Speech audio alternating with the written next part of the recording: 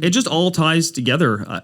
You never want to say that someone's hardship is interesting, but these are interesting times worldwide to see what's going on with labor, to see what's going on in the market, the whole crypto world, international trade, inflation. Like, you're getting a full, like, this will be studied for go back to decades to come. Yeah. 4 episodes back, screaming that something has to change here. Yeah. Something's got to give. We can't just keep running like this, where everything, like, you have these strikes that are starting, another wave, all that going on. Another layoff, like Better.com is an online mortgage brokerage. Right. Their whole objective is to provide mortgages basically with no face-to-face interaction, trying to be that new.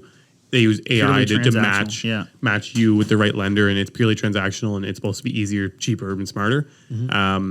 They just laid off 900 people. They did it over Zoom, by the way. Like, this is what things are becoming. Like, that was cold-blooded. Imagine getting a Zoom link invite, and you're like, oh, sweet. Like, 900 of us got this. Christmas almost here. A little staff party. What's going on here? Your bonuses, and 900 people came on. CEO was just like, yeah, we're laying all of you off. Oh, man, it was ice cold. 2 things that make me a little nervous there is if a mortgage company of that size, who's doing like hundreds of billions of dollars of mortgages, is laying off 900 people.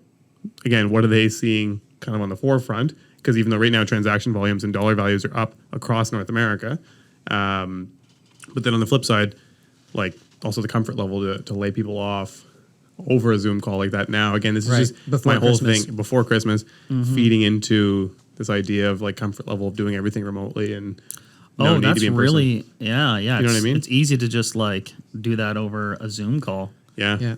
But anyway, so yeah, both things. That's my freak out about the metaverse, and then also again, like, things got to change.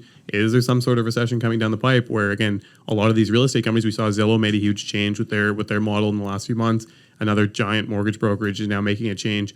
Are some of these people seeing the writing on the walls where they're doing a lot of transactions and they're seeing what's happening? Even across the board, we're running our transaction volumes down. Yeah, prices are up, but volumes down.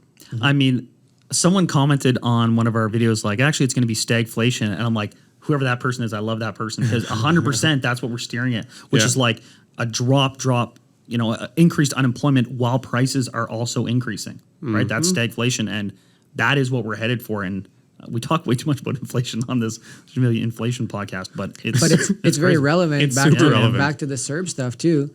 And all the businesses and all the relief, like, that was just money that came out of thin air, out of the blue very quickly.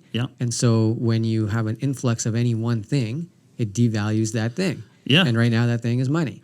And so that's inflation. Every dollar is worth less. It goes less. Well, it doesn't go as far.